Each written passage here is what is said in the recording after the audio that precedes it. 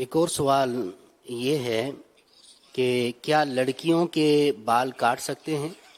اور اگر اس میں کوئی ایج لمٹ بھی ہے کہ اتنی عمر تک کاٹ سکتے ہیں اتنی عمر تک نہیں کاٹ سکتے، تو یہ بھی رہنمائی فرما دیں۔ اس کے بارے میں کوئی یعنی کہ چھوٹے بچوں کا جہاں تک تعلق ہے تو بعض اوقات اتنی عمر ہوتی ہے بچی یا بچے کی کہ اگر کپڑوں کے ذریعے امتیاز نہ کیا جائے نا تو بعض اوقات پہچانے نہیں جاتے یہ لڑکی ہے یا لڑکا ہے۔ لیٹا ہوا ہے بچہ بچی بالکل دودھ پیتا بچہ، تو کپڑوں سے تو اندازہ ہو جائے گا کہ یہ لڑکا ہے یا لڑکی ہے، ورنہ بعض کو اندازہ نہیں ہوتا۔ تو ان کے تو سر مونڈنے میں کوئی پرابلم نہیں ہے، لیکن اب بڑی ہو جائے بچی، اب وہ کب تک ہے کیا، یہ مفتی صاحب سے سنتے ہیں۔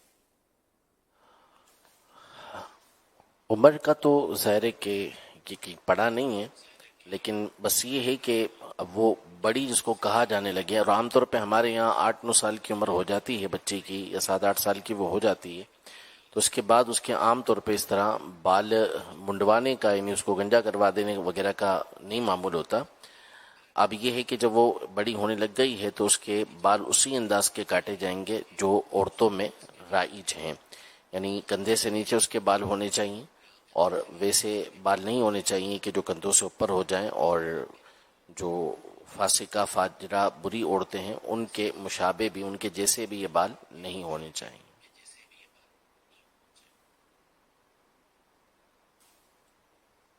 صلو علی الحبیب صلی اللہ علیہ وسلم۔